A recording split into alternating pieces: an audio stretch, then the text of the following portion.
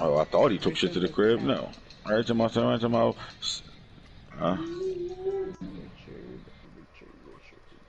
Let's keep going. Chiefs, safeties, Norwood playing. Let's see what he doing in his short career. 2-6-3. Big game, big game. Let's go. What about Andre Cisco? How he been playing?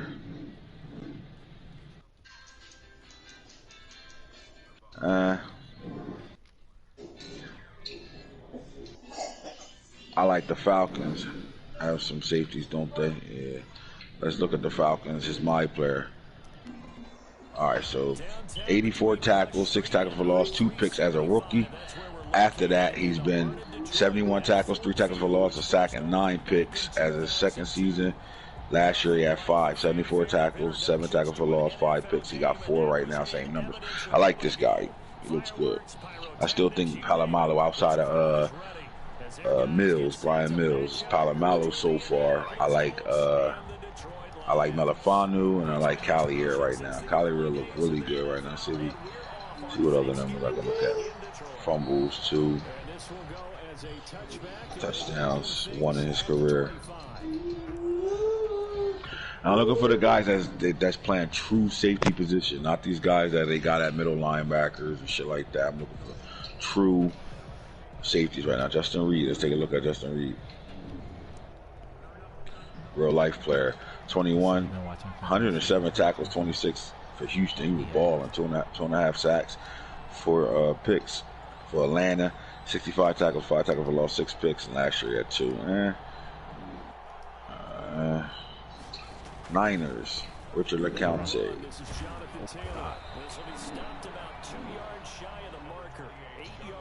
58-8, 62-2, 77-5-7, and right now 6. He playing good. He having a steady career right now. Playing good. Giants had that save. Sterling is fairly new.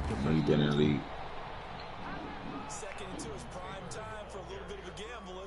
Not having a bad career. Come on, Max Payne. Jordan Mukes, the new kids on the block. Looked at Savage already. Chin, Patriots, Jackson, Raiders. Know what the Raiders got going on over there. Burgess. So from the 36 now, 1st and 10. Yeah, I think Palomalo, Melifanu, Saints, Seahawks, Hamlin, Fitzpatrick. Good blocks. Good run, Big Zach. I'm gonna have to do my research before and then come back to this for the safeties right now, man. But when it comes down to rookies, man, that was the conversation, man. That's the swing Wagner right now. When we talk about rookies right now, and who's using rookies and who's doing what with them guys, right? I'm gonna stay with the running backs first. We're gonna go through teams, and I'm looking for rookies right now. So when you look at the rookie running backs right now, let's go to the NFL, find us some rookies. All right, yards wise right now, what rookie running backs is balling? So we got Sean Dollars as the #1 rookie running back in the league right now, 1239, 10 touchdowns. The next rookie running back is Donovan Edwards for the Bengals, 10-20, 7 touchdowns. The only thing killing him is the 7 fumbles. We're looking for rookies. Let's keep going. Running backs. How many rookie running backs doing anything? Good run, Jamar. Good run, boy. Right, keep going down too far. We want to slow it down. Slow it down. And then you got McCargo, 5'11", and 7 touchdowns as a backup. I don't think we're going up. Israel, 472, 3 touchdowns. All right, so really the top 3 is the guys, Donovan Edwards, Sean Dollars, and McCargo. Are your top 3 rookies production out of the running back position. So the ball moves into Lion territory now. And then, yeah, we talked about that earlier. The Browns running back is doing it out of the backfield. He's the new, he's the back that, you got Nick Chubb. Nick Chubb's the bell cow over there, bottom line. Let me show him some love real fast.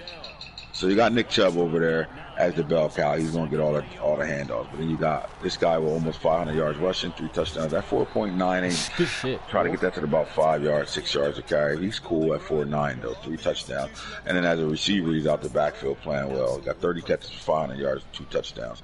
So he is doing it both ways. He's going to be a 1,000-yard player from 1,000 yards. I don't know if he's going to be 1,000, but he will have 1,000+ yards as a total offensive yards gain for this guy. So DeMarcus Bowman is doing it more out the backfield and catching the ball, running the ball, more than just a true running back right now. So yeah, I will have him on that list as a top rookie running back that's balling right now. Let's go. Let's go. Good drive, blue-white. When it comes down to receivers and rookies right now, we're going to find those guys that are shitting right now. So I'll look at 2 ways. I'll look at yardage and then I'll look at touchdowns right now. So we're looking for rookies. If you already know who the first rookie about to show up, Warren, Mighty Mike Newman for the Chargers right now. I think this guy's in a situation to really change their offense over there. Let's sit here and talk about it. Let me get off of it and go right to the Chargers offense real fast. All right. So we've known the 2 guys that have been over here, monster guys for them, are Eskridge and Devontae Smith. Now Shavers had the touchdowns last year. Really wasn't the guy with yardage over there, but he's still sitting on his roster at 6'6". It makes you wonder what do you do right now, because you got a guy that's coming in right now with 43 catches, 65 yards. He averaged 22.4 yards a catch. He is a deep threat. 17 touchdowns right now. Now he's outdoing the rest of the team in touchdowns, but that's by design.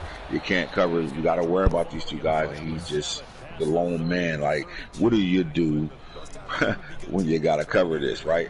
But I think we're going to see a shift and a change when it comes down to the Chargers and their offense right now. I really don't see, I'm telling y'all, I don't see Devontae Smith being on this roster after the season. And I'm just waiting to see who's going to be the guy that's going to go get the number 1 draft pick of our draft.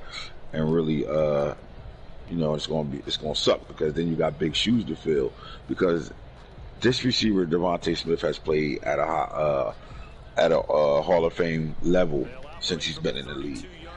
For whatever reason, this offense really doesn't cater him anymore. And is it by choice, or is it just the weapons? The other weapons are just playing better right now, because Devontae is still playing at a high level. This is hard to look at and see a guy that, like, if anybody can, you don't got 5 other guys in the league with these type of numbers on a receiver. Their number 1 doesn't have these numbers, right? And I'm still talking about a guy that's just doesn't fit in this offense anymore. So I think it's by choice more than anything.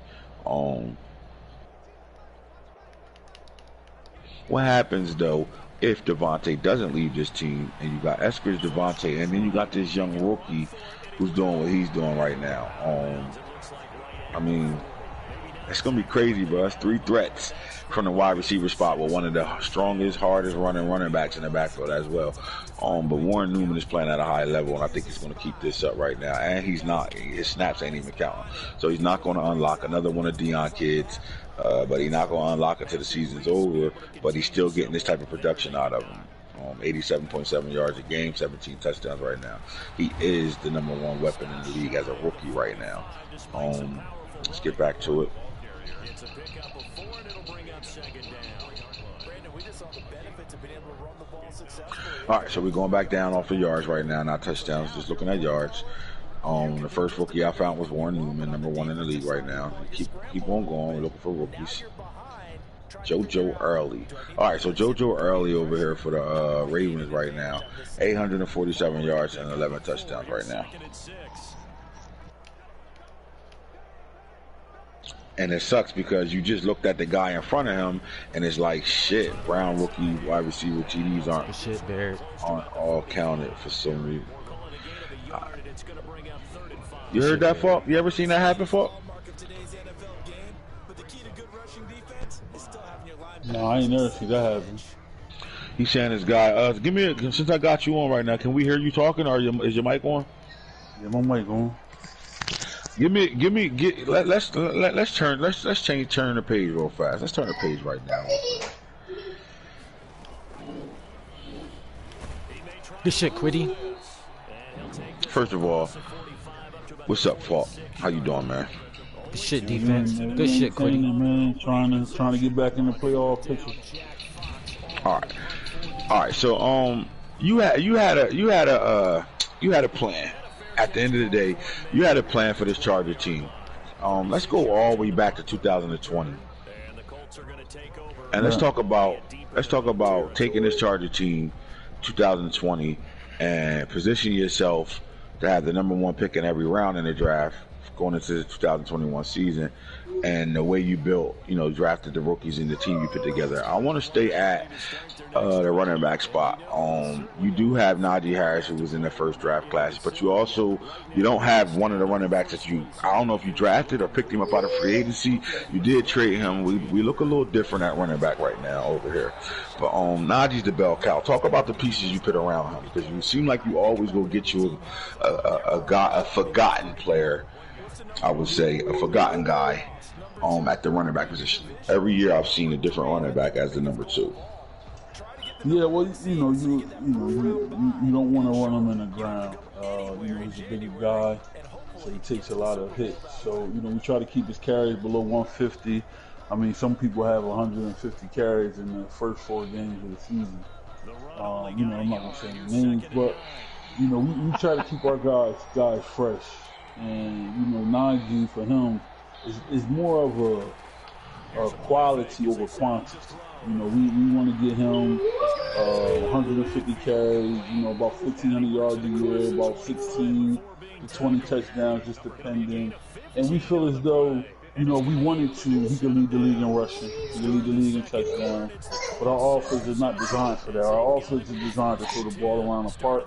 And then if you cheat that, Najee's going to go off with, 5-6 men in the box. So that's really the design of our offense. All right, so we got a lot of running backs over here. You're carrying 1, 2, 3, 4, 5 running backs on this roster right now. It looks like L.J. Johnson was one of those guys you drafted. Let's see what round you picked him up in, first of all. On trait, looking at Grandma Ma's son right now, sitting over here. Throw out a sack. 3rd round pick 8 right now. What was the importance of grabbing him? Does this change the fact that, you pick up Antonio Gibson? And like I said, each year you usually have another running back you go get out of free agency just to have that second back. Can LJ take over that role where you can? He's gonna have to. He's gonna have to. That's why we got him. We got him for the premise of just red shirting this year pretty much. He might get a couple downs here and there, but guys want to get paid. Guys are producing and they want to get paid, and we're not going to be able to go on free agency and get these great guys like Antonio Gibson or Morano or all these guys that I'm able to go in and get each year. We're going to have to build with from within. So we drafted with a purpose and got LJ. Next year he'll be the backup to Najee. And if Najee can't come to contract terms, then he'll be the guy, in his 3rd year. I mean, the numbers is there. 5'10", 225. He's a power back. 92 break tackle, 92 trucking at this point. 93 speed, not slow at all. 93, 93. So change the direction. 95. We're dealing with an animal right now there. But again, you throw the ball. You throw the ball around the park. You shaved your roster down to your receivers. Devontae Smith, Eskridge, both are in the same draft class. Both going to be on contracts. Both are going to be, one got paid already. So Dwayne Eskridge is sitting on a contract. Do you think that's a smack in the face to Devontae Smith? I know you got a 5th-year option on him. Do you think he's upset that they got the 5th year and not the contract, and Eskridge got it before him, or like give us the insight of where Devontae? Because I had a one-on-one interview with him. Hey, 2-1. He sounded like he just wasn't happy to not being the guy over there. Yeah, Devontae is, first of all, we run a family organization. So Devontae is always family, whether he's here or in another organization. He was the first pick of our regime. We want Devontae here. He's an intricate part of our offense and what we do. However, with the way guys produce in our offense, can't pay everybody. And right now we're just trying to see where we're at cap-wise. We can't come to terms with Herbert. So Herbert will be on the franchise tag this offseason, and we'll see. I mean, this is the product of the NFL. When guys produce, they make Pro Bowls and All Pro, and got paid. So Eskridge got paid though. So Eskridge got paid. Bottom line, what is that telling us? I mean, from the outside looking in, he got paid. He's the guy. Eskridge got paid just because he was up. Eskridge was a seven round pick. He was from the mud. He made everything, basically from nowhere. He wasn't expected to do what he did. So we had the league granted that 5th-year option for first-round picks. We took advantage of it for Devontae Smith. So I mean, just the way the system is, we're playing the system. So, we let Devontae know that, and next year his contract is up. Good fucking throw, Mills. Come on now. We do have an insurance pick and a rookie Newman from Jackson State, playing big, 4th leading the league, and touchdown reception in 11 games. So we'll see. I mean, one thing the Chargers will do and always do, they will prepare for the future, anywhere it goes. So, all right, so Devontae Smith, will he be a Charger next year, 2025? We want him to be a Charger, but it got to make sense for both of us. Got to make sense for him and his young career. Got to make sense for us financially. We can't throw him the boat, and we got, our DBs is coming up. Brad Hawkins and Isaac Taylor Stewart. We don't have the best pass defense in the league for nothing right now. We seen this year too. We visited this. We said we want to have no fly zone, and we created that. We lead the league in passing yards given up. Like we're number 1 in that. We don't allow a lot of passing yards. And if you watch the games, our defense, I want to say maybe since week 3, week 4, has literally just been lockdown. Like guys are struggling, So our focus right now is the secondary. To lock those guys up, and then we feel as though offensively we will be fine. We can't pay everybody, so we'll see. So what role does Terrell Shavers? You traded for him 2 drafts ago. After the draft, you gave up a receiver to get a receiver. What role does he play in the fact of being a guy over at 6'6", 216, a guy 94 speed, 93 excel, still in his 80s right now. He had a great first season with you, and then kind of fell off the map. Is he in your future plans? What's the word with him? So we still have. Like I said, our philosophy is to prepare for the future. And we brought Shavers in with the prospect that we will lose Tariq Black. And, we traded Tariq Black. We were doing this thing, by the way, over in 49ers land. Shout out to him. So we got rid of Tariq Black because we couldn't sign him. Again, when guys produce, you got to pay them. So Shavers, we didn't forget about him. I think, we just was able to draft Newman. Newman just came in the OTAs and rookie camp and mini camp and the summer ball, and he just showed that he was ready to play.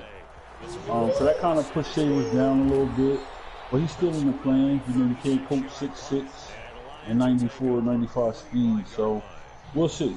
He got some work to do. He got to get better at his running routes. But we'll see. We still got him under contract for two years. So that's it.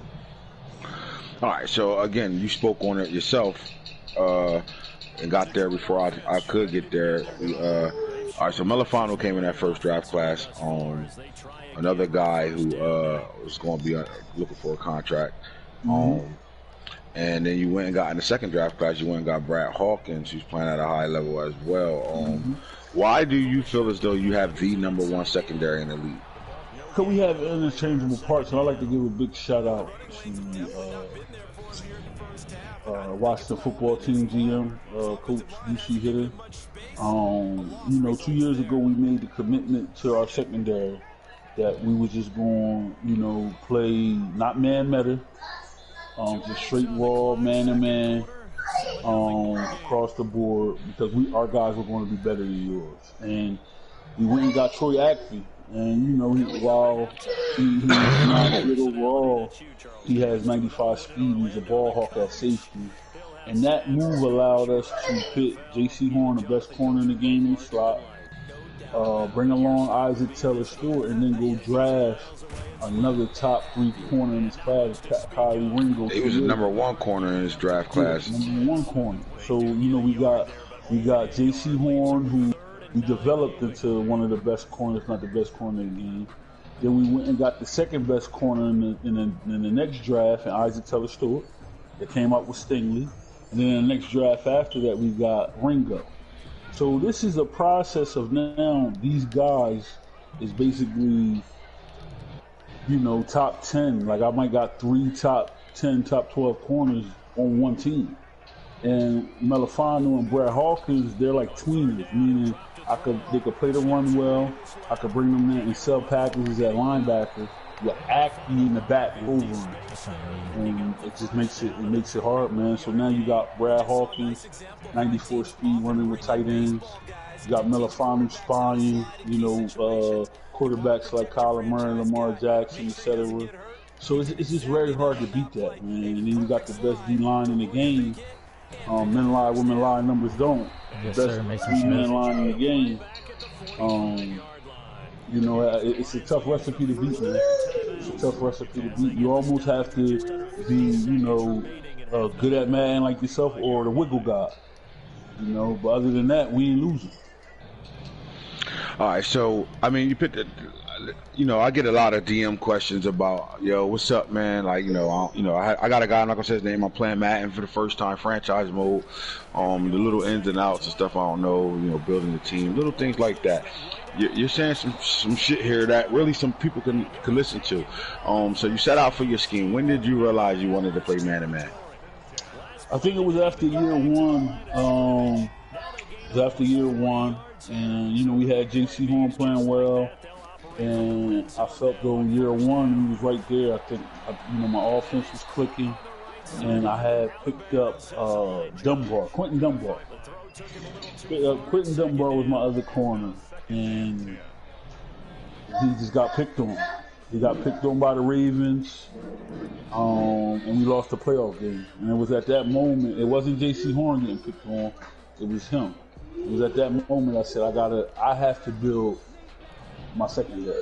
And each year we just did it. You know, each year we did it, and it all really started with the acting tree. You know, it started with that, with the premise to bring Melifano down to the sub linebacker, bring back Brad down, and then have those guys. And if you watch every year, my fourth corner, I go get a dog in free agency.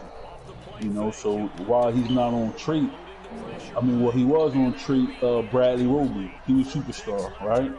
So he's on your fourth receiver. I got a superstar in trait on your fourth receiver.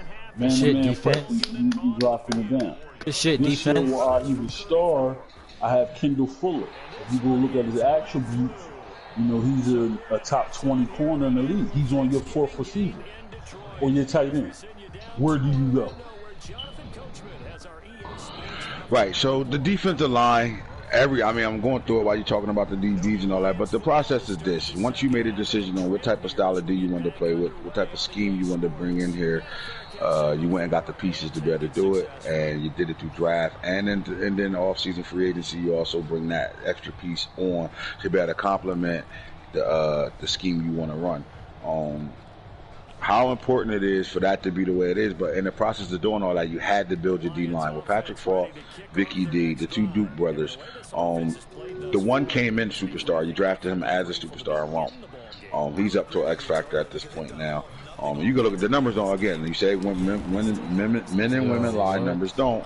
The guy after the 8.5 sacks as a rookie, he's been 15.5, 19.5, and he had 9 right now. So you can see the jump from superstar to X Factor, and then Vicky D out of free agency. That was a free agency pickup. Got him signed under a slave deal at this point right now. And then again, numbers don't lie, right? So we're looking at it again, 12 sacks for you, 18.5, 20 sacks. You got 2 DNs that's playing at a high level. on very high level. They playing, superstar level football right now. 10 sacks right now, and then your D tackle, who's been since day one playing at a high level, right? Patrick Faulkner. How important is that with the man-to-man that you got going on over here with your scheme, that these guys get to the quarterback? Is it them? Is it them getting there? Is the scheme getting there? Or the fact that guys hold on to the ball a little longer with the guys you got covering right now, and they get to the quarterback because of that too? Yeah, it's literally we call it in San Diego. I'm giving them a little information, but we call it the one read defense, where basically no, that's Fred Davis. Fuck, Fred. Don't let him try you like that. That's supposed to be a pick, Fred. If you go to your second, third read, somebody's gonna hit you. Right. No. And then by some chance they get blocked, you got guys running. Fred, I need that pick, Fred. I need that pick. You really, you can't run by them. It's tough, man. It's tough. I mean, the theme of your defense is speed. To go get Troy Akpe, who was flying already, it seemed like the speed is a vital part of why you're able to be able to run the defense. Whoa, what you doing? Not worry about it, but talk about how important it is to have that type of speed. And why'd you stop, Steven? Steven, why'd you stop? The situation of these guys. It's twofold. Speed helps. Speed allows you to recover. But this game, the way it is, it doesn't matter if you're 97 or 93. I've had 99 speed receivers on a 70 overall cornerback get covered, and the guy run with him stride for stride. So I think the way the game plays, the game caters to certain coverages, and then people use the meta. But we feel as though we don't need to use the meta. We feel as though we could just play a base and run. But speed is important, but also building your guys. If you go look at my guys, they're built for man-to-man. Go look at every single one. They're built for man-to-man. You see their man up. You see their press up. You see their man coverage up. Their awareness. Where they're lacking at is zone. And that's by design. Every week, we work on slot or man. So, it's twofold, man. It's very important. Makes people think twice when they see that 97 speed from Horn or 98 speed from Stewart. Bro, we had that shit guarded. Oh, so my Lord. It's a little bit of twofold. How did you fall? We had that shit. All right, so my question would be for you, it would be, I'm going to say some names on here and you tell me best player in the league or I'm going to say best player in the league or dog. That's what we want to say. All right, so we're going to start on your secondary. Brad Hawkins. You got to respond now. Come on. Oh, he's a dog. All right, so we're going to go Melifonwu. All right, so J.C. Horn. Best player at his position in the league. All right, we go to your linebackers. We look at anybody on here right now. I'll look at none of these rookies. Sure. See, people don't pay attention to Jordy Brooks. Like, this is a dog that you go snatch up on a one-year deal. Yeah, all right, middle linebacker, Preston Brown. I would say neither. He's a quality player. All right. Let's look at D tackle Patrick Falk. Best D lineman in the league. Overall D lineman. Best overall D lineman in the league.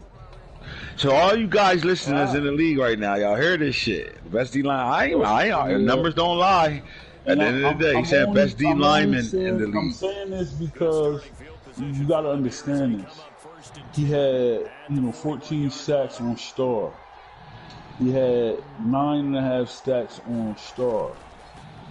He had 10.5 sacks on Star. He went to Superstar last year. At the end of last season, and this year, through 11 games, he has 12 sacks. So his first 3 years was on Star. Come on, man. And then what he's doing now on Superstar, the tackles for loss is up, the sacks is up. He might be the first D tackle to have 20 sacks since J.J. Watt. And J.J. Watt was really a tween. Big Falk is 6'3", 6'4", 300 and something pounds. He's a real D tackle. I mean, all right. So let's go look at the. Let's look at Vicky D. Vicky D's a dog. All right, and then the other Duke brother, Rump. Rump is almost one of the better DNs in the league. I would say he's top 3. And you know why I want to say this? Because people forget this. I played you in the playoffs. And I played 2 playoff games. I played the Jets and I played you. And he had 3 sacks each game. Each game, yeah, I remember that. 6 sacks in 2 playoff games. I mean, he was dominant. So he's almost there, but he's not there yet where I could just say he's top player. Oh my God! All right, I got guys just dropping the ball. Let's do it forward real fast. Let's go through some. Let's do it like this. What the fuck? You ready? I'm gonna go through some teams and I'm gonna just stop and I'm gonna talk about it. Right? And I want the same question. Dog, top player, top. You could say top 5, elite, whatever. You know what I mean? Just give me your opinion of them right now. All right, let's go here. When you look at the Broncos, you think of Jarrett Garantano. What do you think? He's an elite player. Very, very mobile. Makes great throws on the run. He's elite. He's a top 10 quarterback in the league. All right, Baker Mayfield.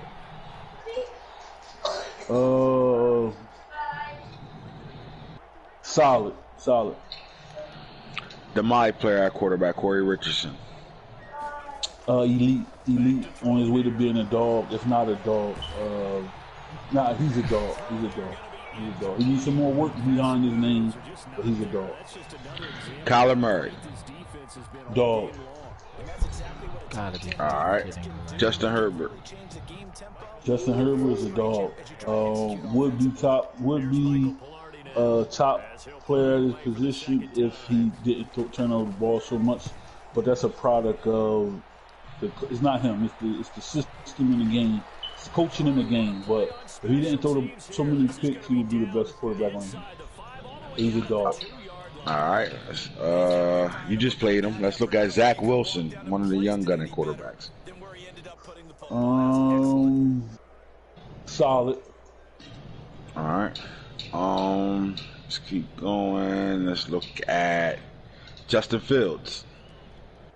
Justin Fields is elite on his way to being a dog. I saw some of that game last night against forget who he played. I want to say Seattle. Seahawks. Oh my God! I think he had like 100% completion percentage. Yeah, they throwing complete pass. Matter of fact, he's a dog. All right, Trevor Lawrence.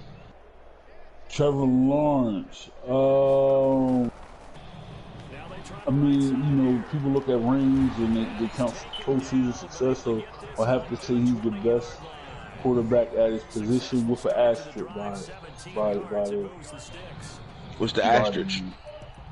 Product of the game, product of the system. I think he wouldn't be so great if the game didn't allow certain things, but it's the game. I mean, we all could do it. So I just will put an asterisk there, though. But he's the best player at his position. All right, Lamar Jackson. Would be the best quarterback in the game if he didn't fumble as much. And if he didn't fumble as much, would be the best quarterback on the game. All right, let's go to another position. Here we go. Give me a second. Let me get through some of these names over here. Nick Chubb. Nick Chubb. I really haven't heard his name. I would say solid on the tier to be one of the elite. I just haven't seen him lately really ring out. So I would just say solid. All right. Cardinals, Jermaine Martin. Solid. I think I haven't really seen no explosiveness from him. But when Boone wants to get that run game going, he'll give him 5-10 yards a pop. So I would say solid. Najee Harris. Najee Harris, dog. Top 3 running back in the league. Would be the best running back if he got used how some other guys got used.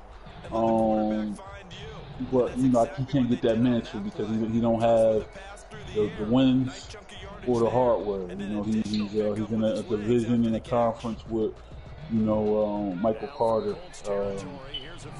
So, you know, but he could be. He's top 3 for sure. Lorenzo Lingard. Lorenzo Lingard, quiet dog. I mean, this guy, if he gets utilized like he should, he will be top 5 running back easily. He's a dog. Just the Chiefs just play football. You know, however they play, however they feel like playing. He might come in the game, want to throw the ball 30 times a game. He might want to run it 30 times. But if he was the focal point of their offense, top 5 for sure. No doubt, no doubt. What about JT, Jonathan Taylor? Oh man, dog. He's in the conversation for top running back in the league, but again, I don't think he gets utilized like, you know, some of the other guys did, as far as like a Travis Etienne or J.K. Dobbins or you know, Michael Carter is different because he could have 300 yards on 6 carries. Yeah. So, you know, how can you compare that? You know what I mean? Like, his impact is different. But Jonathan Taylor, I think if he had those carries that, you know, Hanif Anderson got or J.J. Dobbins, we'll be talking about him as one of the, if not the best running back in the game. Travis Etienne. Dog. Definitely a dog. Definitely a dog. He's showing hands out the backfield. I don't know if that's by design, but he's almost like a baby Marshall Faulk a little bit. Right. I agree. All right, Hanif Anderson. Oh man, is he still alive?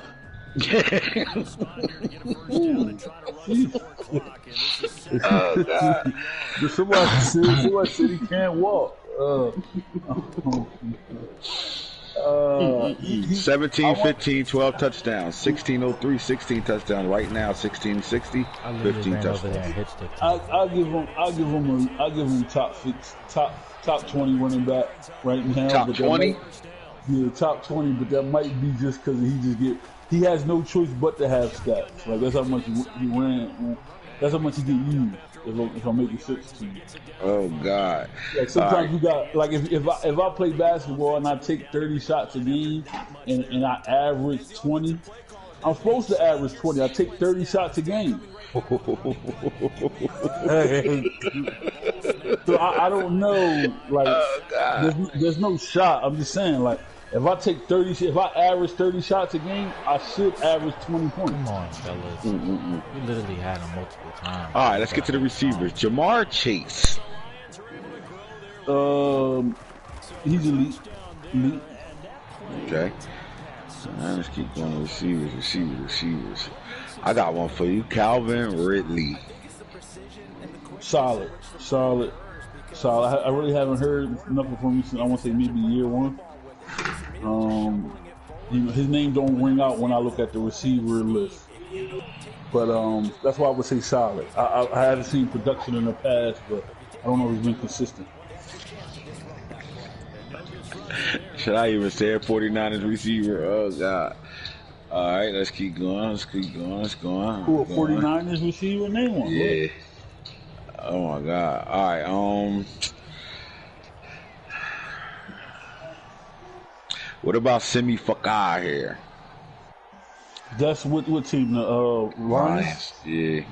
He's up and coming. Right. I think we need more film on him, but he's up and coming, man. He will be a top 10 receiver by the end of the year. Devontae Adams. Did he move to tight end yet? He can't get moved to tight end. Oh my God. I think he got moved to tight end. Oh, from his average yards per catch. My bad. Yeah, he's solid, man. He was a dog in former years, but you know the separation is cut down, so he's averaging like 9 yards. That's not PI, bro. Anthony Schwartz. And that's the Patriots, right? Yeah. Yeah, he's elite. He's elite for sure. He's always, I don't know how Hero do it, bro. I mean, shit. I'll be honest. I don't know how he be shitting. Like, y'all really do. That's the only motherfucker he got. Y'all be letting them niggas shit. Like, I don't know if niggas be trying to like all out blitz hero like he ass. I don't know what it is, yo, but he short some shit. I don't Yo, his know. numbers is crazy, bro. Yeah, I don't. But like, it's like you know that's going. He gonna come out a monster. He gonna audible. He gonna stay a monster on the screen. But that's all he throw to, and it's like he still. I don't know. Yeah. Hell don't know where else. This nigga got, look, 64 catches, 1,714 touchdowns in 2022. Like, 93 catches, 2064. Bro, what's going on? 22. Huh? Do you think guys just be blitzing or like all out blitzing hero trying to get the ball back to blow him out? And then Nah, bro, because the nigga had 300 yards on me, and when I was take out the what it was doing is. some wild shit though. He be shitting with him, bro. This every year consistently, bro. He a fucking dog. Oh my god. You know what? He a dog because he do be shitting with him. Like, he top 5 receiver for sure. He be shitting with him. I don't know what motherfuckers he doing. All right, ready? Take your pick. Henry Ruggs, Diami Brown. This gonna shock you. Diami Brown to me is better than Henry Ruggs. See, I'm biased because I play the Raiders twice a year, right? Sometimes 3. And when the Raiders in trouble and need a big first down, Brown getting the ball. Yep, I agree. Brown getting the ball. Now, Ruggs give you that explosive, he only running one route, so you know what route that is, the PE, so he run the post. So, if he get behind you, he'll throw it. But I'm talking about I've seen T come out in like formations where it's like 3rd and 15 and he need a big catch, and Brown come down with the motherfucker. I don't know. So, I mean, honestly, I think even if you asked Tim, Ruggs is like 99 speed out. He would pick, if he had to get rid of one, he'd get rid of Ruggs, in my opinion. Well, it sounded like he had Diami on the block already. I think Ruggs is staying, and Diami was on the block. He didn't pay for him. I think he's doing that more so for the speed. But if you who makes the bigger plays, the impactful plays, it's Brown to me.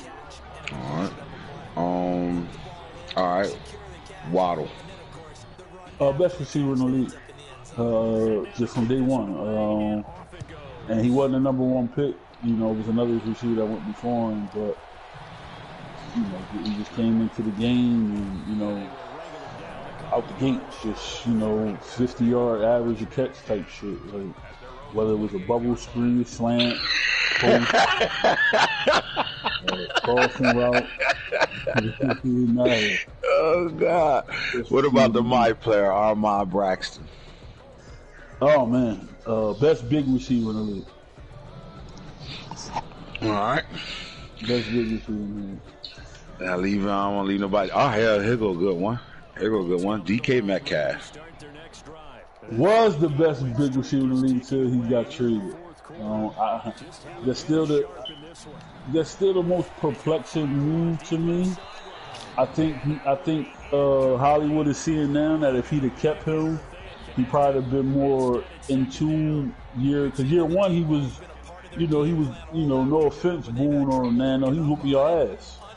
Or y'all like split with him or were struggling with him, if I'm not mistaken. Am I mistaken or like I know he won a division, went right to the Super Bowl year 1 with DK with 2,231 yards. It was because of DK that he was in the Super Bowl. So for him to trade him after year 1 and then struggle year 2 and 3, and now he's having some success, but he's behind now because Boone team is built, Nano team is built, so it's kind of like he could beat him, but he's more competitive now with DK back in the fold. Right. 3 years later, so DK was the best big receiver in the league, and I think that might be if we look back at it, that might be the most questionable trade of this particular league. A real draft, bro. I wouldn't have did that.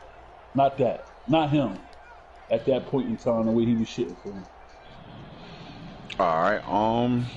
That's where I want to go with this. Let's see one more before we get up out of here. Let's go to Let's go back to the cornerback position real fast. And I'm gonna scroll through and look at some guys, and we're gonna talk about it.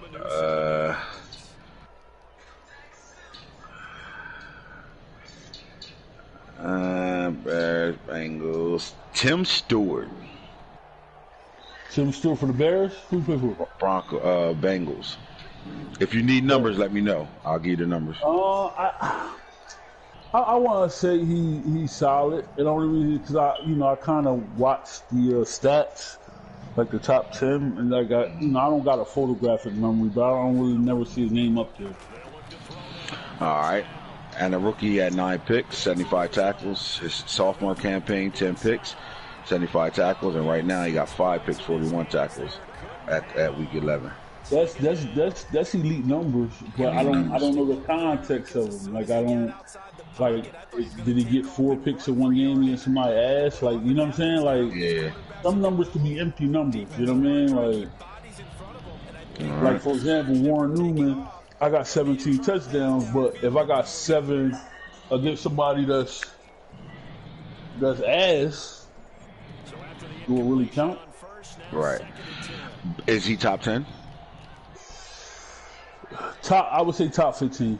There's some dog corners, bro. Like I got 3 of them on my team, so I can't say he's not better than none of my 3 corners. He's not better than none of your 3 corners. All right, let me go. Broncos. That's 6 right there. Denzel Ward. Dog. Oh my God, dog, man. I remember I played him year ass, 1, bro. Oh my God. I played him year 1. I ran a post with Smitty. That motherfucker ran a post better than me. Pick that shit off. All right, so in 2021 he had 10 picks, but his numbers dropped. 2022 4. He comes back with 8, and he has 4 right now. I don't think throwing at him. Exactly, bro. I mean, he picks slants off, bro, like easy, like drag slants, shit like that. Would you say he? Would you say he fucking with your corner, J.C. Horn, or would you put him at 2? I like him as top 3 for sure. I would say top 3, top 5. It's debatable. All right, so a comment was Tim numbers is better than Denzel. So all right, with that being said, why would you say Denzel's a dog and Tim's not? Because some numbers aren't. It depends on the competition. Depends on who they're against. So I know for a fact, like Denzel Ward's a dog. Like I played the Browns several times, and like I try not to throw to him. Or I know certain routes. Like I'm aware, like where's 21 at? Where's Ward at? I don't know if guys are doing that with Stewart, and that's why I said it might be empty numbers. Like again, he had all those picks, but who was it against? Did he play Hero? Did he play Mike and Mike threw 5, and Tim caught 4, and then he played. The 1 year Boone throwing 4. Yeah, so I'm not saying he's not good. I'm just saying like Ward literally like that's the eye test. I don't know if Tim Stewart do the eye test, and there's no shade against him. It's just when I look at the top players and I go look at the awards, I don't see Tim Stewart's name up there. Right. All right, let's go. What about Sean Wade for the Cardinals? Same as Tim Stewart. I think he top 15, top 24. All right. We already said J.C. Horn. How you go? I got one for you. And he out on injury right now too. Oh, that sucks. How long he out for? 1 more week. Rashad Wild Goose. Dog, that little motherfucker good. He a top 10 corner. That's what I'm saying. He a top 10 corner. KC year 1 pick, 54 tackles, 2 tackles for loss. Year 2, 73 tackles, 2 tackles for loss, 2 sacks, 1 pick. Last year, 12 INTs, a half a sack, 54 tackles. He's been hurt the entire year this year with 2 picks. How does he become a dog over a person like a Tim Stewart? I think the people he's played and produced. I mean, he played the offense He plays the Raiders twice a year. If you ask T about Wild Goose, he'll say the same thing. If you ask me, I'll say Wild Goose. If you ask Broncos, you know, I think it's the competition he's playing, and no, I'm not saying the Bengals not playing nobody, but you know, we people that throwing the ball around the park, and Wild Goose had those numbers last year. Right. That's why I said some numbers you gotta look at and be like, you gotta really look at it.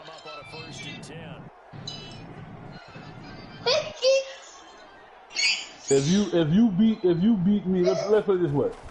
You beat me 50-7 is different from T beating Black 84-14. Which is more impressive? Right, I see what you're saying. So you got Wild Goose as a dog, right? Dog. He's top 10 corner for sure. What about Trey Brown? Now remember, some of these guys you probably don't pay attention to and don't know, but I got the numbers in front of me. So Trey Brown, what team you play for? Cowboys. Yeah, you got to run his numbers though. I don't really pay attention. Ready as a rookie. 52 tackles, 6 tackles for loss, 10 picks. His sophomore campaign, 65 tackles, 7 tackles for loss, 11 picks. Last year, 64 tackles, 2 tackles for loss, 6 picks. Right now, 34 tackles, 3 tackles for loss, 7 picks. Dog. They dog him. And he's I mean, the Cowboys is top 3 in that conference year in, year out. Yeah, he and they won the division every year, but like, I mean, he's shut down for sure.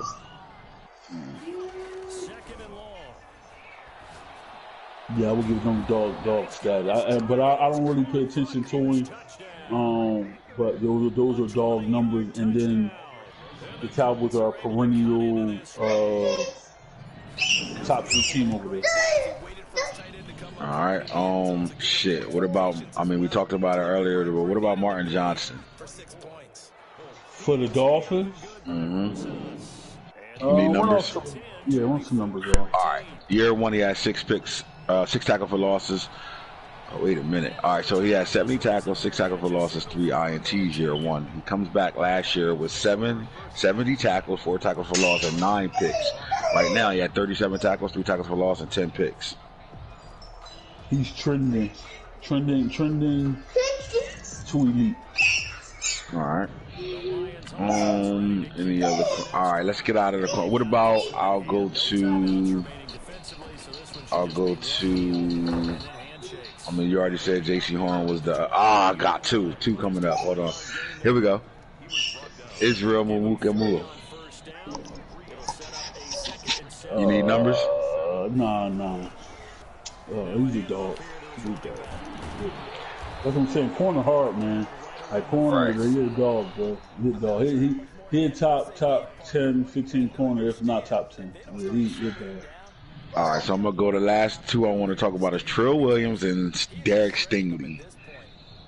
Well, first I'll say Stingley. Stingley is top 3, top 2, top 3 corner in the league. He coming for the #1 spot. He'll probably overtake it this year because Horn not having a good year as far as he's just not getting no looks. Everybody went to the fastest dude on the team for some reason. He's leading the league in picks. I can tell a story. Trill Williams, he's numbers? Up and down. No, he's up and down. I would say the same thing, bro. Like at times he look like he could be a top 5 corner, and then times he's just like, what the fuck is going on? Where he look better than Stingley. He got some games you want to cut him. Yeah, right. All right, let's finish at one more position, and I'm gonna stay.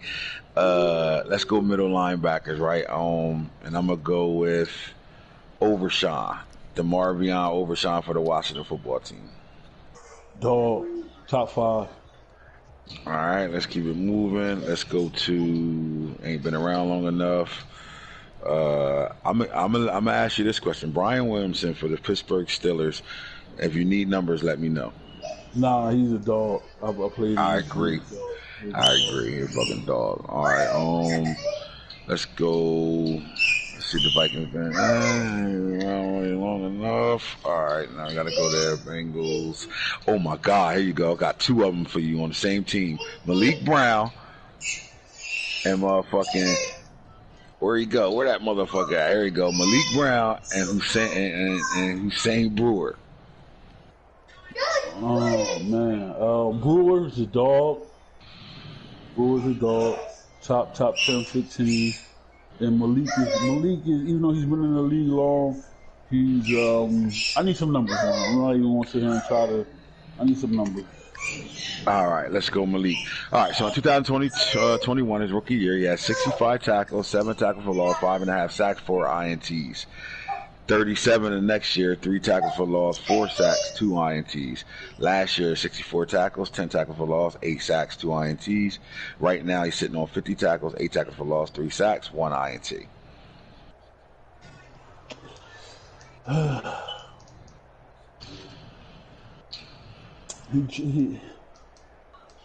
That's not elite to me. I'm gonna say solid. I'm gonna go solid. Mekhi Parsons, Buffalo Bills. Next player, please. Oh my God, Chaz Surratt, bro. Browns. Yes. You Give me need some numbers? 84 tackles, 16 tackles for loss, a sack, INT as a rookie. 92 tackles, 13 tackles for loss, 3.5 sacks, 6 picks, second year campaign. 70 tackles, 4 tackles for loss, a half a sack, 4 picks, third season. Right now, 63 tackles, 9 tackles for loss, 3.5 sacks, 2 INTs, bro. Oh my God. And then we go to forced fumbles. Ready? 5 as a rookie, 2 last year, 2 again. So he got a total of 9 forced fumbles in 3 years. He borderline elite.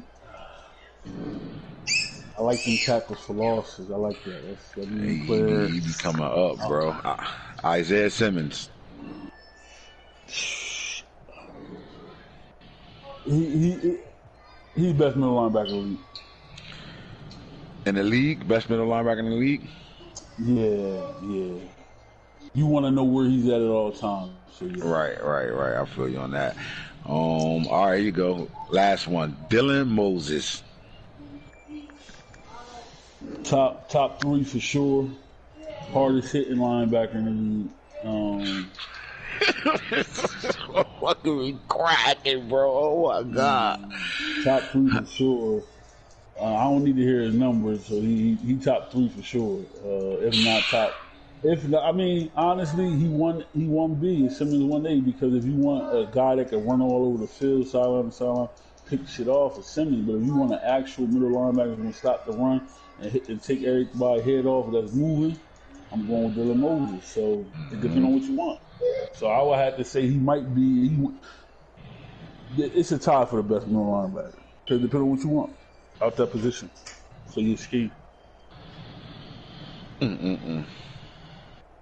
I agree. I think Dylan Moses is the absolute hardest hitting safe linebacker in the league. But Chaz Surratt is a hitter too, bro. I play him twice a year. That motherfucker he's a thumper, bro. But Dylan ain't right. Go ahead. No. Finish your statement. Dylon is right there with forced fumbles too, bro. The guy is an animal, bro. Like he's a flat out animal. 6, 8. He got 9 forced fumbles in 4 years as well. I'm gonna throw something to you before we stop. And this guy I play twice a year for the Raiders. Not Sean Wright, back to corner. At corner? Yeah, well, his last name Wright. Not Sean Wright. Chiefs. Is he? Let me ask you this question, Week. Is he top 10 elite or dog, or is he a product of the meta defense? I think he's a product of the meta defense. You just can't beat him. You just can't because here's no disrespect to him. I'm not taking away what he can do, but it is what he can do.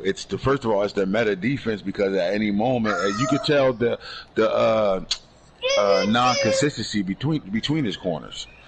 Right. I mean, at any moment, any one of his corners is that guy. Like you know what I mean? Like because I think it's the scheme more than anything. I don't think if he played regular defenses and play and just line him up with guys where he better, without doing the things, without giving up the stuff he do, without doing the things he do, where he better be that top guy. I don't think he can just line up, let the computer cover, don't affect him at all. Just let him be himself, and he can take away half the field. I agree. But he don't give himself that chance to see if he can do that, and he don't need to. He plays the way he plays. That was my key. That's what I was gonna say. I said I don't think he don't give his chance. He give his safeties a chance. Yeah, he give his safeties a chance for sure. Yeah. His safety's best in the league, and that ain't even really the meta. That's him. That's him. Yeah, he do that himself. He give them a chance to flourish. Mills and Abraham to be great. Right. And you can see their ball hawking skills. The corners, like you said, and he don't put them in. But he can have any corner on his team and just line up and they just run with the. Like you got to think about it. It ain't no receivers out there that could just beat his scheme the way he do things. They just run with everybody. Nobody gets open on his team because of the way he does. So, again, I say you need to run his offense to beat his defense. Right. And his defense is designed to stop his offense, if that makes sense to you. So it's like, yeah, I don't look at his corner as elite at all. Yeah, because his defense stops. It's the meta. It stops, and then even on defense, the formations he picking is the block shed meta. So. You know what I'm saying? Like you literally, you know what I mean? So overall, I think if he came out and ran regular shit and didn't make the, adjustments he make, and that's part of him doing it. So at the end of the day, that's what he do. That's what makes him great. But if he just lined that guy up and said, you go cover this guy and I'm leaving you alone, I think he'd get walked all over. All right, man. Great conversations tonight. Some people might not like it. Some people might not agree. Still a great conversation to have. And it's the Franchise Guru here with King Falk. You already know how we do it, man. Holla at y'all on a late night. You heard? Bye.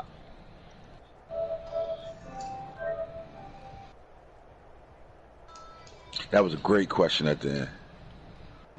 You gotta, what's it called, man? You gotta put it out there, man. It ain't, people might call it shots, but his safeties, you get to see their greatness. His corners, you don't.